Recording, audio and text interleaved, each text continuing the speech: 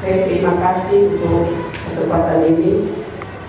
Saya bersyukur kalau pada hari ini Tuhan masih mengizinkan saya hidup di bumi yang Tuhan jadikan ini. Saya mau bersaksi, saya dilahirkan di tengah-tengah keluarga yang tidak percaya kepada Tuhan Yesus. Saya keluarga penyembah berhala. Dari sejak kecil, ya saya tidak pernah melihat orang tua saya pergi ke gereja. Sampai orang tua saya laki-laki dipanggil oleh Tuhan, saya tidak pernah melihat dia menyembah kepada Tuhan. Dan ke gereja pun tidak pernah saya lihat pada waktu itu. Dan saya memang keturunan kami, ulang saya juga seorang dukun. Dan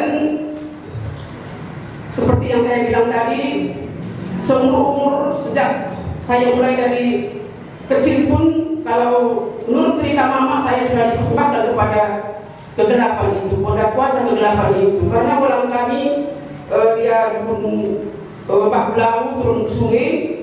Jadi saya pada waktu itu setelah lahir, mungkin cucu-cucunya dilihat yang dulu di hari-hari itu, ya menurut dia, saya hari lahir saya itu tidak bagus, waringgara katanya itu. Makanya ini perampang anak harus dibuat nama yang dingin-dingin. Itu makanya dibuat nama saya Sejuk pada waktu itu. Nah, kemudian setelah saya besar, mulai SMP, saya juga memang ke gereja. Tapi oleh karena perlu TKN pada waktu itu untuk sekolah karena orang Kristen itu, untuk diminta oleh guru di SMP itu. Dan kelas 1 SMP bapak saya meninggal. Berselang itu, ya mulai memang sejak kecil mulai saya bisa berpikir. Seumur-umur ada 3 masalah dalam hidup saya yang saya ingat.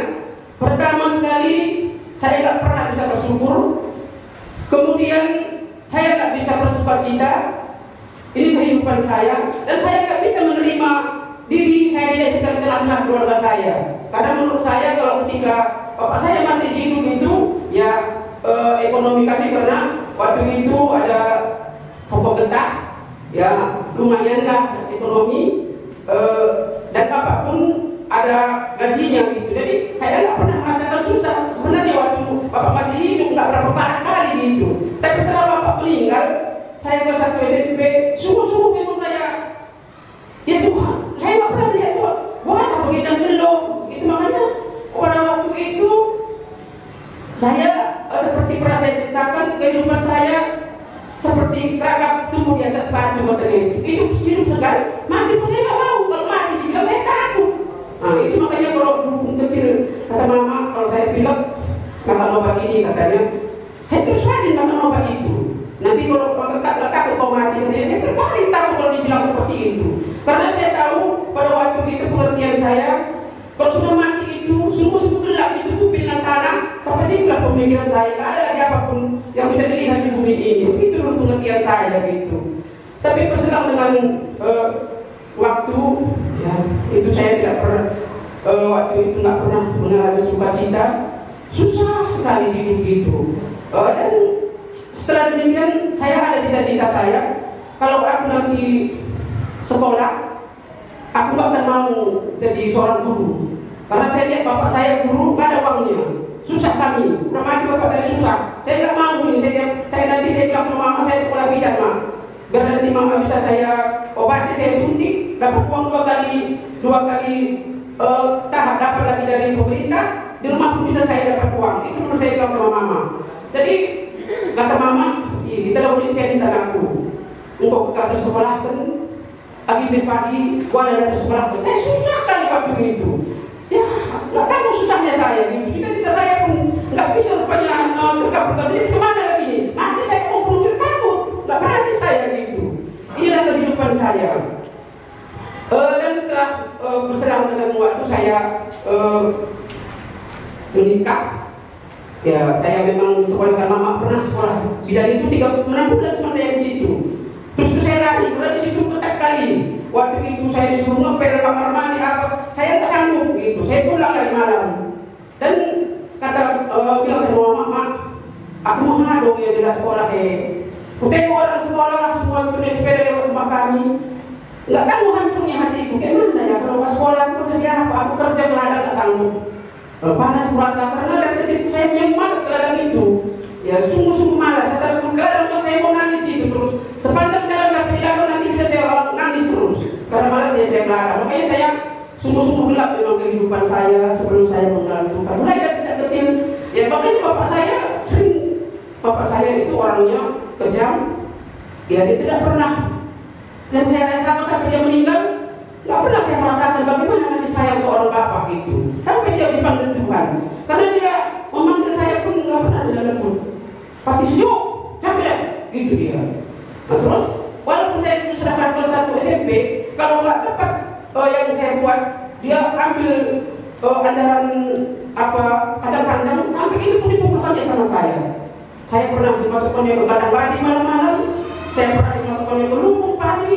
Karena saya memang waktu itu sering nangis gitu. Karena entah kenapa saya pun nggak tahu itu mungkin itulah pengaruh daripada kuasa kegelapan yang sejak kecil sudah dipersembahkan saya kepada kegelapan itu. Dan setelah saya dewasa pun saya juga melakukannya. Bukan yang kecil dewasa, saya pun melakukannya juga. Karena begini, saya itu sakit-sakitan. Dari dulu memang sakit, jadi sering berobat. Ya memang lumpuhnya bukan bola gitu, rupamil lah. Pokoknya semua dosa-dosa itu memang penyembah berhala itu saya sendiri setelah saya dewasa saya lakukan juga itu gitu. Saya juga mau memakai permanisan karena waktu itu saya sudah agak remaja. Saya tahu diri saya itu tukang pemarah. Karena saya nggak takut sama siapapun. Kalau laki-laki itu bicara begitu sebenarnya saya kalau cocok saya rasa bisa saya tampar itu nanti. Gitu tuh. Di dulu sebelum saya mengenal Tuhan, saya tampar itu nggak peduli saya siapapun orangnya gitu. Jadi setelah berlanjut kehidupan saya dulu bercita-cita, semua cita-cita saya itu ambles gitu. Nggak ada satu pun menurut saya terjadi yang saya harapkan itu. Saya dulu bercita-cita kalau saya nanti sudah besar, saya kerja, saya kalau kaya, aku nggak akan menikah ini, karena susah. Saya lihat itu mama saya pun berpisah dengan mama bapak saya, dia capek di rumah kalau saat mama saya sini dia capek kali kerja. Karena ada mama ini bergerak selalu pulang. Kalau seperti itulah menikah nanti aku, semana susah ini suami dia gitu. Itu dalam hati saya itu waktu dulu. Jadi aku kalau ada nanti uangku, ada rumahku besar, ada mobilku, semuanya untuk apa aku laki-laki? Kalau jahat menurut saya dalam hati saya dulu jahat itu bapak saya gitu. Jadi begitulah kehidupan saya hari demi hari, tahun bertahun, dan saya menikah juga. Walaupun waktu itu ya terus terang ada dalam benak saya ini, cobalah menikah. Mana tahu nanti menikah itu ada di situ kebahagiaan, saya pikir. Rupanya enggak juga. Di situ pun semakin lagi saya rasa berat tekanan hidup ini. Karena bagaimana kalau menikah sama-sama, dia pun latar belakangnya gelap, saya pun gelap, itulah satu. Jadi sama-sama gelap, enggak ada kedamaian di rumah tangga kami. Jadi berbegitulah setiap hari saya pun mau minta cerai selalu. Kalau seperti ini dulu pernah aku banyak ada keinginan untuk menikah ini, bisa saja. Itu selalu dalam hati saya. Ya, saya bilang sama mertua saya memang dekat sama mertua waktu itu. Saya bilang, saya nggak mau kasih tahu sama siapa-siapa. Kalau ada keluar saya masih sama mertua saya bercerita. Odin, kami papa saya dan beda bodoh. Aku nggak tahu lagi ini. Itu aku bilang sama dia gitu. Jadi kalau sama mama aku ngomong, mama marahinnya aku selalu. Kau nggak bisa jadi seperti itu. Kau pun kayak beres katanya sama saya. Jadi kau harus keluar kau bagus rupanya katanya. Jadi sesak saya rasa gitu. Jadi sama ini kuranglah saya curhat. Ya. Tapi dia bersyukur walaupun waktu itu dia belum mengenal Tuhan, dia nggak pernah bedanya anaknya gitu. Jadi saya bersyukur walaupun pada waktu itu dia belum mengenal Tuhan gitu. Jadi begitulah kehidupan saya. Dan setelah saya menikah, saya melahirkan perang itu. Di situ pun masih juga kacau. Saya puncaknya saya nggak bisa menerima keberadaan saya. Akhirnya terjadilah stres, depresi yang sangat berat pada waktu itu, sehingga saya harus berobat ke rumah sakit jiwa. Namun di sana itulah beratnya. Kalau saya nggak bisa lagi hidup ini, macam mana pun otak ini nggak bisa lagi berpikir yang jernih. Kadang-kadang mau saya cekeklah orang ini, itu pikiran saya. Kadang-kadang mati, tapi saya nggak mau. Berarti bunuh diri memang nggak pernah terlintas dalam benak saya, tapi pergi jauh-jauh. Saya mau pergi jauh-jauh ke mana-mana, nggak usah pulang gitu. Dan setelah saya menikah itu harus pula dioperasi pada waktu itu tahun 90-an, harus dibawa ke rumah sakit Firnadi. Jadi itu kan stres. Uang kami hanya 400.000 pada waktu itu. Namanya setahun masih menikah gitu, 400.000. Sebenarnya sudah di rumah sakit sini pun, di situ sudah habis 400.000 itu. Karena lahir orang ini di rumah sakit di Kuala ini harus dilarikan ke Medan katanya. Yang bayarnya 400.000 tadi pun sebenarnya sudah habis di sini. Dia bawa ke Medan. Saya karena stres. Gimana nanti ini ya? Itu dalam pikiran saya. Jadi ketika itu pulang dari rumah sakit itu kacau, dan oleh karena kegelapan itu selalu di pikiran saya ini selalu dicucuk, dipengaruhi. Bahkan saya kalau mungkin saudara tidak pernah melihat katanya begu, ya saya sudah pernah melihat itu. Ada dia bentuknya, ada pendek, saya pernah dipukul. Dalam dada saya itu hijau. Dan waktu saya di rumah sakit juga itu pernah terbang putih, karena dia memang membunuh saya. Tapi Tuhan tidak mengizinkannya, karena Tuhan itu baik. Karena Tuhan itu begitu mengasihi saya. Dan setelah pulang dari rumah sakit itu pun ada ibu Arguna itu belajarlah pada firman Tuhan. Ada ibu hamba itu kami belajar di rumah mama.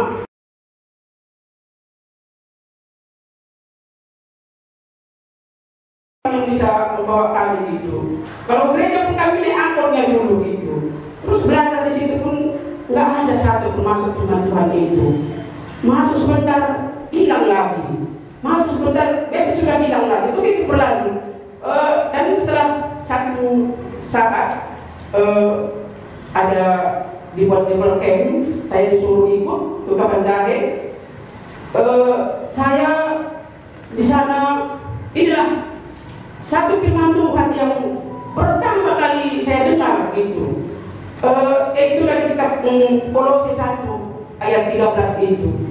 Di situ dia berkata, Ia telah melepaskan kita dari kuasa kegelapan. Ini ya, itu dari kuasa kegelapan, dan memindahkan kita ke dalam kerajaan anaknya yang kekasih. Nah, di sana Pak Ginting pada waktu itu menjelaskan firman Tuhan ini, bagaimana pengupasannya, bagaimana dijelaskannya secara mendetail, bagaimana akibat orang-orang yang menyembah berhala itu, orang-orang yang sudah dipersembahkan itu. Ya salah satu, ya saya lah orangnya, saya pikir, oh begitu pikir saya, rupanya inilah yang membuat aku selama ini nggak bisa bersuka cita, nggak ada damai sejahtera, merasa nggak bisa menerima diri, bahkan menghado, gila. Saya alami itu semuanya gitu, dan saya tersentak gitu.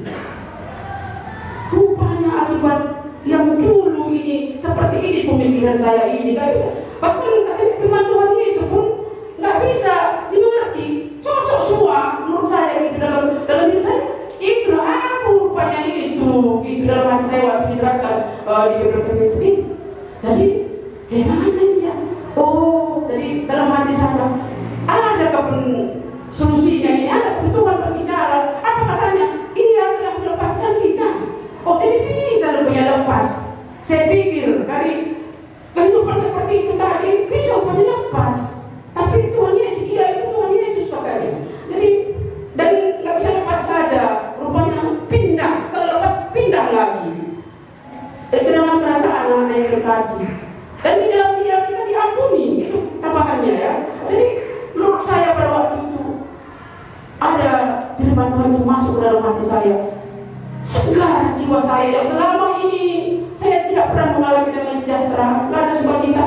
Loh, saya bilang sama Tuhan, Tuhan hari ini apapun yang terjadi nanti, apapun cekek yang kegelapan itu nanti Tuhan, saya mau lepas, saya mau pindah dari kuasa kegelapan ini.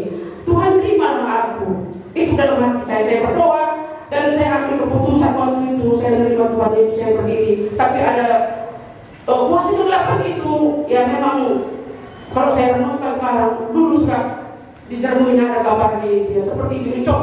Memang seperti itu begini hidup saya pada waktu itu. Karena saya sudah memang miliknya menurut dia, tapi Tuhan Yesus itu baik, dia mau melepaskannya. Dan saya juga segar pada waktu itu, di mana selama ini tak pernah saya tersenyum terus terang selama hidup saya. Tersenyum dan dia baru ketawa pun saya pala. Tapi ada sukacita yang keluar dari dalam hati. Oh, dia dalam menolio. Itu pada waktu itu. Seperti ini rupanya, kok bisa ya? Kok bisa ada sukacita dalam hatiku? Kok bisa aku senang memuji Tuhan? Kok sudah mulai aku kasih? Kok ingat terus kampungku gitu nih? Bahaya kalau kita berdaya Tuhan ada berdaya. Maka itu dalam hatiku terus di sana di kabar saya itu. Dan saya mengingat juga Bapak Pram, waktu itu selama ini saya tidak pernah mau mengasihi dia seperti pernah saya ceritakan. Kalau uang saya, uang dia juga saya minta itu. Kalau uang saya enggak mau saya kasih di sama dia, saya suruh itu. Mana mau minta uang lagi mau beri gitu. Datangnya tanggungnya lagi, akhirnya lagi. Itulah kehidupan kami sebelum saya bertobat. Tapi saya bersyukur Tuhan itu mau menangkap dan saya dilepaskan dari kuasa kegelapan. Bagaimana kehidupan saya itu sungguh-sungguh luar biasa gitu. Tuhan itu mau ya melepaskan saya dan pindah. Dan inilah dasar ya yang membuat saya selalu mau gitu mengerjakan walaupun tidak seperti yang Tuhan harapkan, tapi apa yang bisa saya kerjakan Tuhan, pakailah aku mau. Karena aku sudah lepas, aku sudah pindah Tuhan. Jadi saya bersyukur gitu. Ketika saya takut mati itu ada juga firman Tuhan yang berbicara, akulah Tuhan kita dan hidup. Barang siapa percaya kepada aku, dia akan hidup walaupun dia sudah mati. Nggak tahu senangnya hati saya. Oh mati tidak pernah biar. Karena hidup kata Tuhan, Tuhan yang berbicara di dalam hatiku. Sungguh-sungguh memang luar biasa sukacita saya pada waktu itu. Mati pada dari gua aku biar sebab ada Tuhan. Karena kalau dibilang Tuhan ini, saya percaya kalau orang, saya sulit untuk percaya. Pada waktu itu sulit kan saya percaya sama orang itu karena menurut saya dalam hidup saya sering dijokowi. Gitu menurut saya, itu sering dijanji-janji pakai situ kurekimu, kita kecil gitu, enggak juga, begini kata suami kadang enggak juga. Jadi saya penuh hidup saya memang dengan kecewa. Tapi setelah saya mendengar firman Tuhan ini, saya ambil satu keputusan. Saya bilang sama Tuhan, Tuhan aku orang berdosa, aku keturunan penyembah berhala, aku Tuhan enggak layak seharusnya masuk ke dalam surga itu. Karena saya baca gitu kita ulangan itu, kalau orang penyembah berhala itu mati memang hukumannya. Walaupun hidup dia seperti orang mati. Ini pernah saya rasakan dalam hidup saya. Tapi saya bersyukur gitu ya. Setelah firman Tuhan ini, saya terima Tuhan itu menjadi Tuhan dan Saudara saya, ada sukacita. Dan ini yang membuat saya pada saat ini walaupun banyak tantangan dalam hidup ini ya, masih ada sukacita gitu. Saya mau gitu terus apa yang ya selalu kadang-kadang itu pergi perayaan itu ada jam doa. Sebenarnya kekuatan tubuh ini umur saya sebenarnya sudah 60 tahun, tapi karena diundurkan oleh Bapak dulu ya 1 tahun lagi baru 60 gitu. Tapi masih ada dalam hati ini taruh Tuhan itu. Kalau kadang-kadang sulit ya. Kalau sudah tua ini rupanya banyak tantangan, banyak penyakit seperti saya sudah pasang ring ke pembuluh darah ke jantung. Tapi saya bersyukur Tuhan itu selalu berbicara. Kalau kamu sudah pindah, kalau kamu sudah diselamatkan, apa yang harus kau buat? Apakah sekedar bersyukur yang dulu tak pernah bersyukur terus muncul Tuhan begitu saja? Itu Tuhan selalu. Jadi kadang-kadang ada Tuhan hari ini nggak usah bisa doa yang panas sekali Tuhan. Tapi kalau merasa aku baru pulang dari gereja, Tuhan berbicara. Kau sudah melepaskan, itu selalu. Kau sudah melepaskan. Apakah kau mau hidup seperti yang dulu lagi? Tidak tahu, tidak tahu. Itu makanya saya awal saya terus mandi, saya saya pergi terus diri saya gitu. Jadi saya bersyukur ya, oleh karena itu bukan karena kekuatan saya, oleh karena Tuhan itu baik di dalam hidup saya. Jadi ada perubahan gitu ya. Setelah saya percaya, saya serahkan semua dosa-dosa saya sama Tuhan, saya bilang ada sukacita yang besar. Kami pun sekarang nggak pernah lagi ada yang saya pun sering membawa orang, saya sudah mengasihi dia gitu. Saya uang saya pun gitu, ini Pak, nggak pernah lagi saya rondokan uang saya gitu. Jadi saya bersyukur, dan sama mama pun saya dulu melawan, saya sudah selesai sama mama karena saya nggak bisa menerima diri saya dulu gitu. Susah kali saya rasa hidup di tengah-tengah keluarga itu. Jadi saya bersyukur Tuhan itu mau ya melawat saya, dan saya percaya walaupun saya dipanggil Tuhan seperti juga mati, saya tidak takut lagi karena Tuhan sudah menyatakan bahwa akulah Tuhan kita dan hidup. Kalau siapa percaya kepadamu, dia akan hidup walaupun dia sudah mati. Jadi saya bersyukur, inilah yang mau saya bagikan. Semoga ini juga boleh menjadi berkat. Terima kasih.